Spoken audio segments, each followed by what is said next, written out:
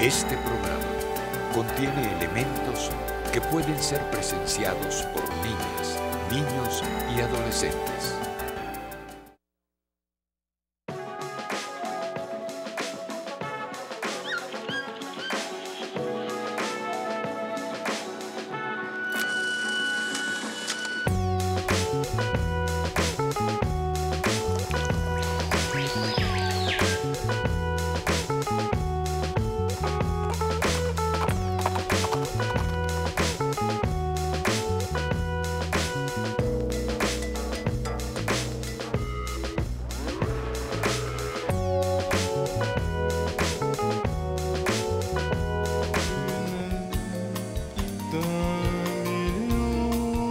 Saludos desde Caracas, República Bolivariana de Venezuela, territorio libre de analfabetismo, a los libreros mediáticos que sintonizan La Librería Mediática, un programa en el que los libros y la televisión tienen mucho que ver, un programa en el que los lectores de todas las edades son protagonistas. Hoy vamos a hacer un programa especial. Saben que durante muchos años, 11, para ser más exactos, hemos hecho un concurso anual de cuento breve y poesía. Desde hace algunos años estamos homenajeando a escritores en cada una de esas ediciones.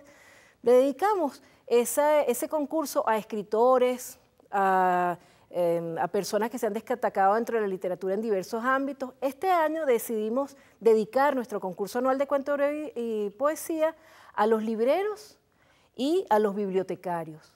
En especial a escritores de amplia trayectoria. Aquí tenemos a uno, a Hugo Colmenares, también a Laura Antillano, que es maravillosa escritora venezolana. Aquí está uno de sus libros, Ellas, que también se puede descargar gratuitamente por internet. Al maravilloso escritor infantil Luis Carlos Neves, esta es una de sus más recientes publicaciones, Operación Guacuco, y a un grande de la literatura venezolana, que es Juan Calzadilla, grande de la literatura y grande del arte. También tenemos una lista de 12 autores jóvenes, muy jóvenes, que son autores e ilustradores. Natalie Bonilla, Raúl Ávila, Carmelo Urso, Andrés Castillo, Daníbal Reyes, Juan Manuel Parada, María Alejandra Rojas, Raymond Nedeljkovic, Jorge Gómez Jiménez, Isaías Cañizales, Diana Moncada y Elizabeth Rubiano. De ellos vamos a estar hablando en diversos programas. Hoy nos acompañan tres de ellos y con ellos y con Hugo vamos a estar hablando de literatura. Vamos a estar hablando, como dice aquí Ana Teresa Torres, del oficio por dentro. El oficio por dentro, ¿qué es ser escritor? ¿Cree uno que es escritor antes de tiempo? ¿Debe creérselo en algún momento? Escritores venezolanos son muchos y han pasado por las estanterías de las librerías, algunos sin dejar huella, otros dejan huellas muy profundas, como José Manuel Briceño Guerrero, como Luis Brito García, que es gran escritor venezolano, como Alexis Fernández, un escritor zuliano maravilloso.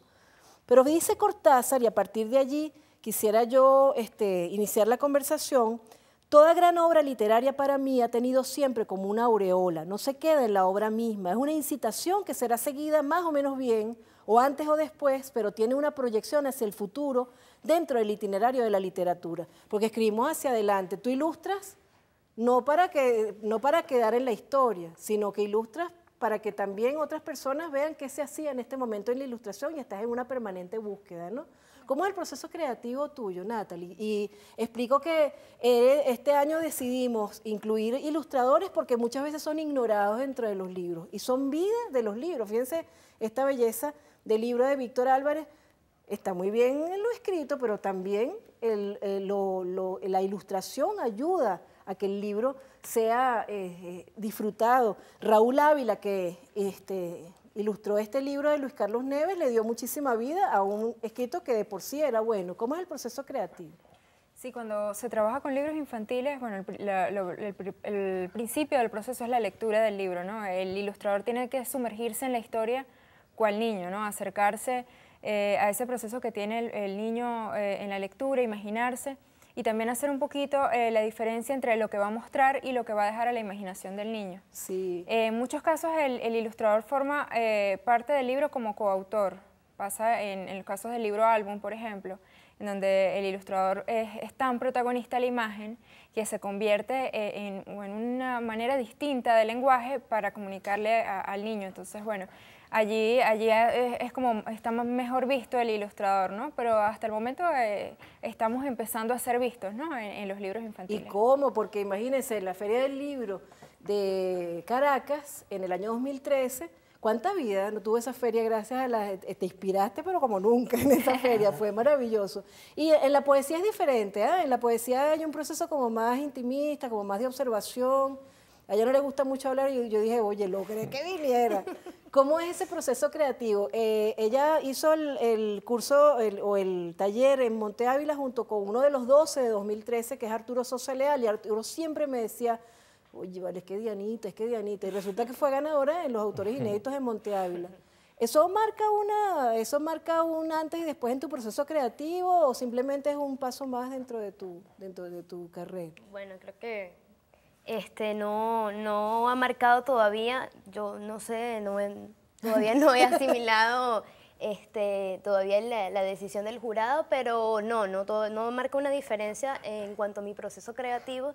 Obviamente yo como escritora primero soy lectora, y el proceso esencial para mi escritura es leer todo el tiempo, leer mucha poesía y de alguna manera nutrirme sensitivamente y poéticamente de los autores que yo creo que son mis autores mis compañeros de vida, sí, ¿no? Y bueno, hasta así ha sido. Qué maravilla, cuánta gente ha dejado de ser inédita a través de Monte Ávila. Tú has tenido una carrera interesante porque estás compartiendo periodismo y estás compartiendo literatura infantil y además estás dentro de un proyecto que es maravilloso, que es la revista Tricolor. Ahora vamos a mostrar libros de Hugo Colmenares. Pero Hugo, tú has tenido un desempeño impecable porque tú nunca fuiste un periodista cómodo para ningún entrevistado. Nunca nadie dijo, Hugo vino y me entrevistó, un Mateo entrevista, y nunca he sabido de un niño que haya hablado mal de un libro tuyo. Debes sentirte satisfecho. Bueno, gracias. Vamos a ver, quiero tomar en cuenta esa palabra tan extraordinaria que acaba de decir Diana, que ella, su proceso de escritura de poesía está sobre la base, y es la recomendación para toda la gente del programa, es la lectura. La lectura. Quien quiere escribir y quiere buscar las herramientas creadoras y trascendentes o las angustias del escritor, tiene que leer. Y ahora respondo a tu pregunta. En el momento en que ejercía el periodismo, siempre procuré preparar toda entrevista. Claro. Toda entrevista se preparaba. Toda entrevista era conocer al personaje y buscar aquel ángulo poco conocido de los lectores o aquel ángulo que podía promocionar la curiosidad del lector. Entonces, preparar una entrevista periodística es una construcción, porque al final de cuentas, ¿qué es el periodista y qué es el declarante y qué es el lector? Es una construcción de ideas, son proyecciones de sentimientos, de emociones, de deseos, y hay que arrimarse siempre al lector mediante la investigación de ese personaje o de esa obra. En relación ahora a Tricolor, estamos en Tricolor, un grupo con Omar Cruz, está Andrés Castillo, estamos Luis Carlos Neves, Braulio González, estamos ya lo estamos logrando, claro. Estamos trabajando con revistas que promocionen la curiosidad pedagógica y la curiosidad literaria, una incitación constante a la lectura. Qué bueno. Andrés, contigo cerramos este segmento. Andrés es una persona sumamente sensible hacia la música, hacia la poesía y hacia la investigación también periodística. Tiene uno de los mejores libros que se hizo sobre Alí I y sus poesías son hermosas. Además tiene unos blogs muy bellos en forma y contenido. Tu inspiración, además de esa entrega amorosa a su hija Amanda, que ha sido parte también de la historia de la librería mediática, ¿en qué te inspiras tú? ¿Te llegan fogonazos poéticos o te inspiras desde la cotidianidad? Sí, yo creo que tiene que ver mucho con la cotidianidad, pues uno está inmerso en un compromiso social desde siempre. Gracias a Alí I nos metió en este problema que no queremos desentrañar, porque es parte de la vida, es esa lucha permanente que llevamos por la humanidad y por por nuestra tierra, ¿no?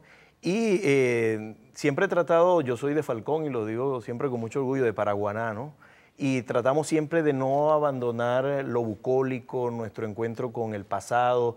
A través de Tricolor, creo que el aporte que he querido dar siempre ha sido la reivindicación del pasado para impulsarnos hacia el futuro, ¿no? No el pasado por el pasado, pero eso está mucho en el trabajo que hago, por eso la investigación sobre Alí, no solo Alí como personaje, sino la reivindicación de su propuesta humana. Eso trato de llevarlo a la poesía. Es una lucha constante con la cotidianidad, con uno mismo. Es una manera de aprender, uno a través de sus propios trabajos de Sanda, Anda. A este maestro, Hugo Colmenares, he aprendido mucho de él, de su desprendimiento.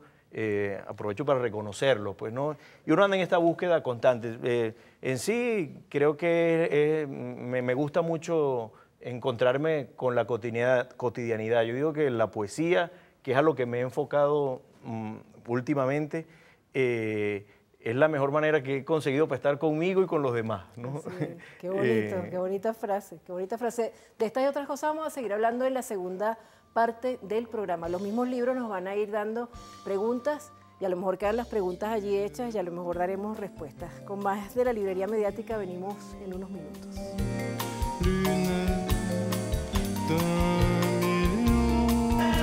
El canal de todos los venezolanos.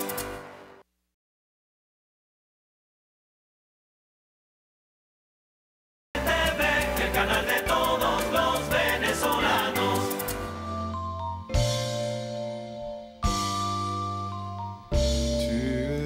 El camino que recorre un escritor es distinto en cada ocasión. Hay personas que se dan a conocer por concursos, otras publicaron una obra y los mismos lectores lo llevaron al conocimiento.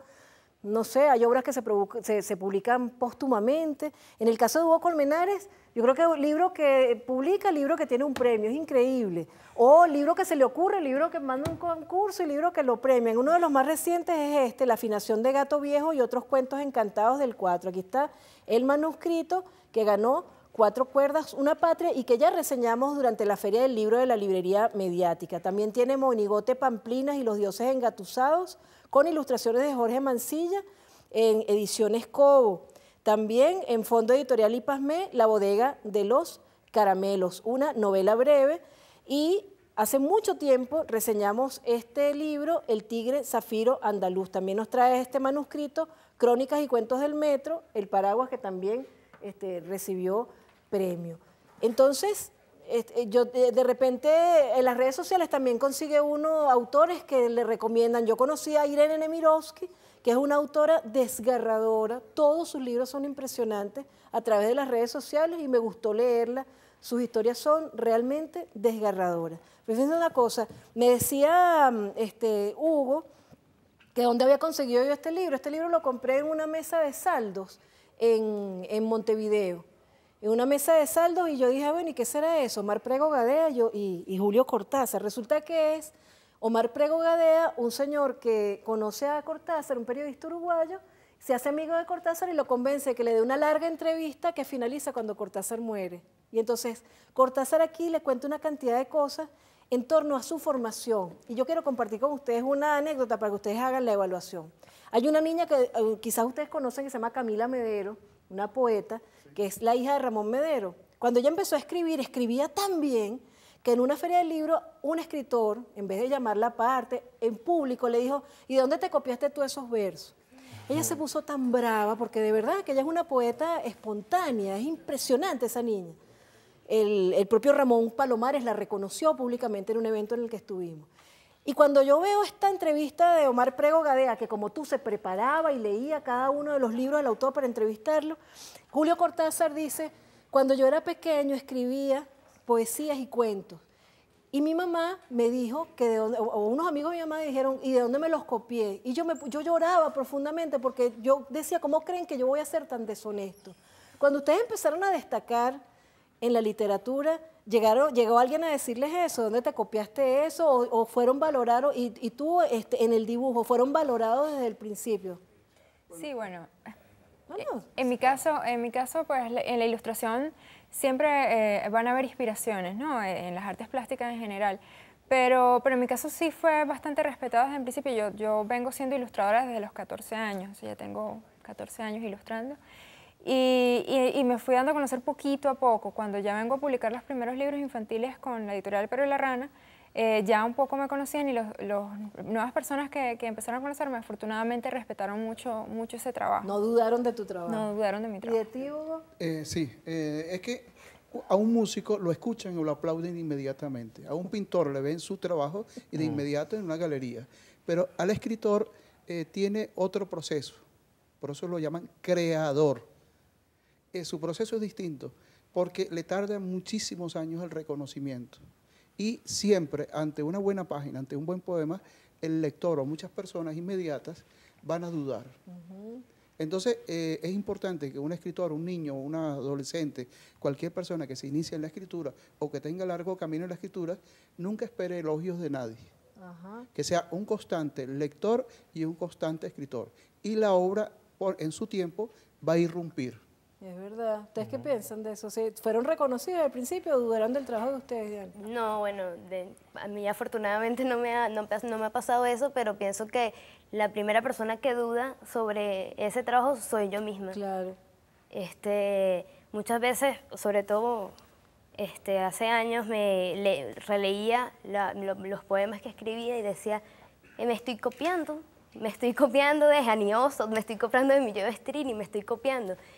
Pero bueno, nada, eso forma parte ya del proceso de maduración, de la escritura propia, de conseguir tu propio camino y bueno, comenzar a conseguir también tu propio lenguaje y tu propia manera de comunicar lo que pasa en tu interior. Claro, Cortázar decía vivir mucho, escribir mucho, leer mucho, o sea, de todo hacerlo mucho para el proceso creativo ir depurando. Primero uno siempre empieza a imitar. Sí. ¿Y tú, Andrés? Bueno, fíjate que yo pienso y comparto que más que la problemática de la duda, quizás del trabajo creador, que eso después el tiempo se encarga de demostrar, saca su propia firma, ¿no? Su propio sentimiento y deja en paz al escritor. Más que la duda, siento como problemática y tiene que ver contigo lo que haces con nosotros y lo que has hecho siempre en la librería mediática y tu reconocimiento, y el mismo que le hacía Hugo, es el cerrar puertas. Es decir, cuando quienes van adelante, como en este caso de la niña Medero, casi que le cierran una puerta en la cara, eso es porque quizás no sabemos manejar ese fracaso o ese cuestionamiento. O cuando llega con la intención de publicar un libro, o que te lean un libro, te corrían un libro, compartir ese feedback, esa palabra que te da el supuesto que ya ha caminado un poco más que tú, es muy importante, de verdad es muy importante. Yo creo que hay que ser delicado. Sí, ¿no? Eso de abrir la puerta es bien valioso, pues, ¿no? Ahora, para el registro de nuestro tiempo, para los registros históricos de nuestro tiempo, los tiempos que estamos viviendo, hoy en día, ellas dos como jóvenes dicen, de mí no dudaron. Por lo contrario, existe unos nuevos códigos y hoy los jóvenes tienen mayores oportunidades de formarse, de tener mayores conocimientos y mayores datos y mayores oportunidades. Por lo menos este fenómeno tan importante, tan maravilloso de Monte Ávila. Abrirle las puertas año por año al teatro, a la poesía, a la narrativa, para autores inéditos. La labor que está haciendo El Perro y la Rana, de convocar a escritores. ¿Te acuerdas al principio? Cada día un libro. Claro. Y ahora, fíjense lo siguiente, también hay otros sectores de la sociedad que no comulgan con estos códigos, pero ellos están también en procesos creadores, los escritores, los músicos. Entonces, este es un mar que se está moviendo constantemente. Sí, no, y muchas de esas personas que critican todas estas cosas que estamos viviendo se han dado a conocer muchísimo por el concurso de autores inéditos de Monte Ávila. Claro. Y después como que se les olvida, ¿no? Claro, claro. Pero es importante hay un proceso creador en el país. Hay momentos de tensión, de angustia, propios de las naciones, propios de los rumbos. Pero los escritores, los músicos, los poetas, están en su proceso creador. Y retomamos la palabra que tú siempre dices, hay que leer y leer de todo. Y leer de todo, señor. Vamos a hacer una pausa, vamos a felicitar de verdad con muchísimo cariño. Jordana García nos iba a acompañar, que es la presidenta del Perro y la Rana, pero en el aniversario número 8 hay tantas actividades que, bueno, la tomaremos a ella en otra oportunidad, la entrevistaremos en otra oportunidad. Pero vamos a hablar en la última parte del programa de qué leen las personas que producen para que otras lean, qué ven las personas que ilustran los libros para que otras personas los disfruten mucho más. De eso vamos a hablar en la próxima parte de la librería mediática.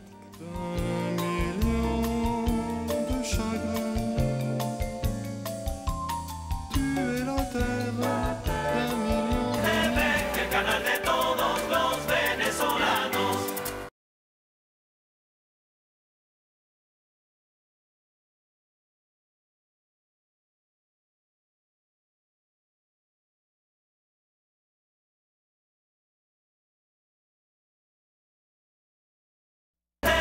El canal de todos los venezolanos.